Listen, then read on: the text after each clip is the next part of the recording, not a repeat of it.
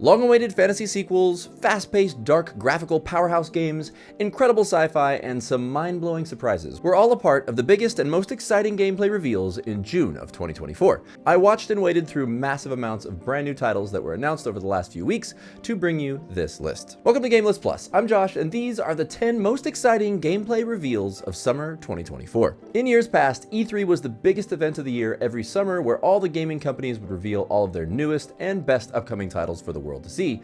Now it takes weeks for all these companies to release their individual showcases, and now that those are all done, let's take a look. Starting out the list at number 10, Fable. Pulling from the quirky documentary style of TV shows like What We Do in the Shadows and The Office, Fable, also known as Fable 4 for longtime players, looks like it's going to keep a strong element of humor along with the fantasy. Although the trailer starts with a subtitle that says in-game footage, it is not entirely clear if this is all actual gameplay throughout the trailer. A lot of this is clearly heavily edited, but it is downright gorgeous in any case. The playful style and bright, colorful fantasy promise a whole new level of RPG fun on Xbox and PC. I've actually never played the original Fable games, but I have known people throughout the years who absolutely love them.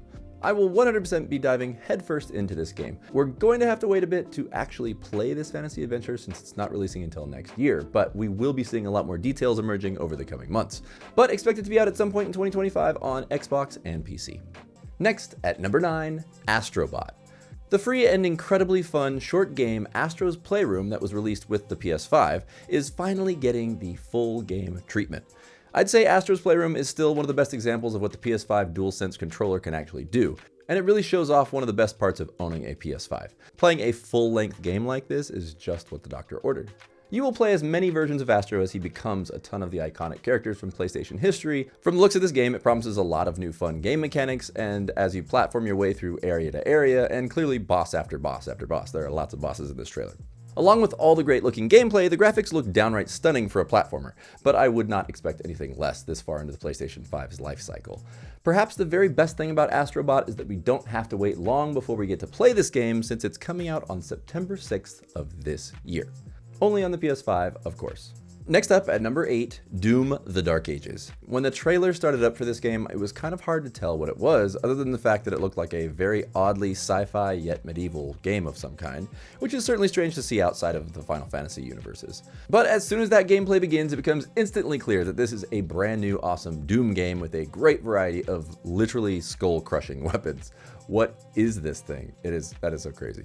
I love the use of the shield to block incoming fire and then revving it up like a chainsaw to toss it out and boomerang kill enemies. This is a Doom game through and through. This gameplay looks traditionally fast-paced and intense like previous Doom games, with a nice array of new enemies in the medieval armor and settings. Introducing elements of mechs and flying creatures is also a welcome addition to what looks like will be a big hit in 2025. Doom: The Dark Ages will be out next year on PS5, Xbox, and PC. If you enjoyed this video, this is the perfect time for you to hit that like button. It really does help my channel a lot. And don't forget to hit subscribe so you can see all my upcoming videos. Next, at number 7, Star Wars Outlaws. We finally got an in-depth look at Star Wars Outlaws with this extended gameplay breakdown. It starts with heading off to a planet to engage in some space battles that apparently directly affect your reputation in the galaxy. Then we see what feels like an absolutely direct Starfield jab, where you take your ship all the way from outer space and fly it directly down into the planet's surface without cutting away or going to a loading screen at any moment. Something that Starfield players have complained about since the game came out, because you can't just land on a planet. There are just tons of loading screens. But anyway, I digress. Star Wars Outlaws is an open world game that has awesome recreations of iconic cities like Mos Eisley on Tatooine. We get a great look at our hero and sidekick exploring the desert, infiltrating a base, sneaking around, then engaging in duck and cover style shootouts, much like the Uncharted games. That is where the original look at this game really got me excited, because I absolutely love that style of gameplay. There just isn't enough of it out there. This game is set in the time between The Empire Strikes Back and The Return of the Jedi, which is refreshing in terms of those of us who are longtime Star Wars fans from the original series, who are feeling a little bit let down by some of the newest entries in Disney's Star Wars. How much the story will make a difference in the massive open world, or how much the story will be the dominant thing and the massive open world will be separate, or if it'll be massive at all of that remains to be seen, but honestly, I have some pretty high hopes for this game. Star Wars Outlaws will be released on August 30th, 2024 on the Xboxes, PS5, and PC. Next, at number 6, South of Midnight. This game really caught my eye last year with its very cool stop-motion style animation and intriguing characters. Finally, we get a look at some of the beautifully detailed gameplay in South of Midnight. After a big switch in the trajectory, we watch our heroine thrown into a battle with a demon-like baddie, giving us a taste of the combat in South of Midnight. After she defeats it, we see a lovely transition back to reality with flowers and life blooming back into existence. Then we see her tether zip and glide through this gorgeous looking marshland of the south. She scales a building and gives us a taste of the exploration and climbing. Then it all finally ends in a great cinematic cutscene, sending her back on the right track she was on in the first place.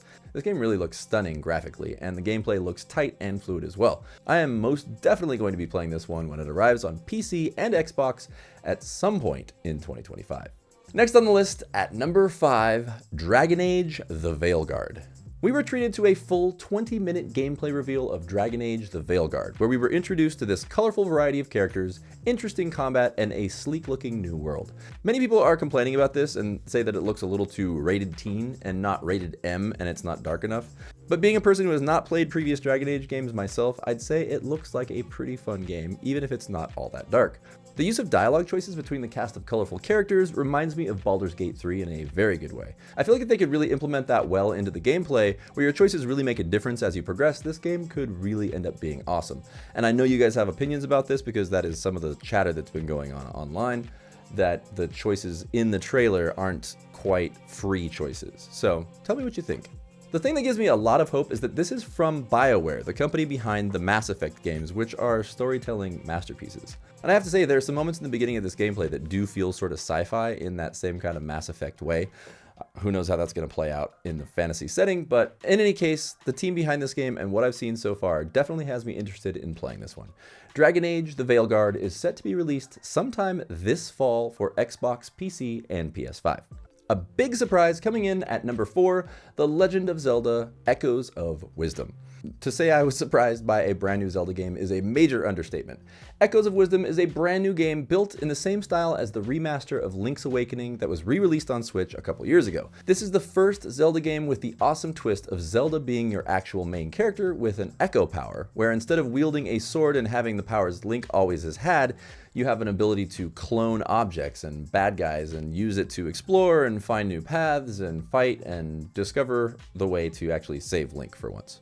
All I can say is what a pleasant surprise as a final big release on the Nintendo Switch. I love that they are using a gameplay element that is similar to elements used in The Legend of Zelda: Tears of the Kingdom, letting you figure out your own way of overcoming obstacles. This sandbox-style gameplay is something that is really setting the Zelda games apart in this modern gaming landscape. Nintendo just does this so well. It makes me even more excited to see what the next entry might be in the mainline Legend of Zelda games. The Legend of Zelda: Echoes of Wisdom will be released on Nintendo Switch on September 26th of this year. At number 3, Phantom Blade Zero. This game went from looking like a game that was questioned as even being real to being a hotly anticipated, very real action game. Phantom Blade Zero is a stunning visual new game with a unique and very dark style paired with intense, fast-paced blade-wielding combat. Apparently, the gameplay is not really a Souls-like as some people had speculated, but more of a game that is somewhat similar to Devil May Cry or Ninja Gaiden. It's full of fast-paced action, crazy endless combos, and strange weapons. You use heavy attacks, light attacks, perfect parries, perfect dodges, and fire off strange multi-power level weapons. Beyond gameplay, there is a really creepy vibe to this game that makes me very curious what the storyline will be. There is absolutely nothing that has been shown involving what the story even is. I'm just hoping that the visual style isn't just for the sake of style. I'm really hoping that it has some kind of interesting story to match. We have heard that they will be releasing a demo for this game at some point this year, but we probably won't be seeing the full version of this game until sometime next year, at least on the PS5, if not on other systems as well. Probably on other systems, but probably PS5 first. Next, at number 2, Perfect Dark. Although this game is likely not going to be out for quite some time, we got an awesome glimpse of what the gameplay should be like when we finally get our hands on this title. Instead of just going in guns blazing, this game definitely has elements of stealth, parkour, the use of technology, and some really cool slow motion action that seems to be controllable on some level. The game is running on Unreal Engine 5 using all of its great technical abilities to bring great lighting and detail. Although I'm not sure this game is anywhere near what it's going to look like when it actually is released. But given the fact that this game was announced all the way back in 2020, it is nice to see that there is major headway and that this game really is coming down the pipe. I honestly would not expect this game to come out in 2025. It's probably more like 2026. But in any case, it really does look awesome. It will be released on PC and Xbox, and I will be playing it. And finally, quite easily coming in at number 1, Metroid Prime 4 Beyond. After the original announcement all the way back in 2019, some people, including me, were losing hope that we'd see anything about this game this year. Many people are speculating that we would not see this until we get the Switch successor, which still might be true, since we know that this game is coming out in 2025. The Switch successor is supposed to come out next year as well, so is this footage all from the original Switch? I think it is, but it looks really, really good. Maybe it's actually running on the next Switch system with lower settings. I have a feeling this is going to be one of the first multi-platform crossover games that gives us gameplay on both the Switch and the Switch 2. That's exactly what they did with Legend of Zelda Breath of the Wild being released on the Wii U and on the Switch at the same time.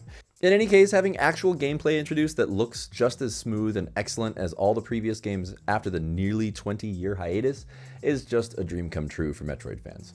We see Sylix, the bounty hunter rival of Samus, who was established in the previous games.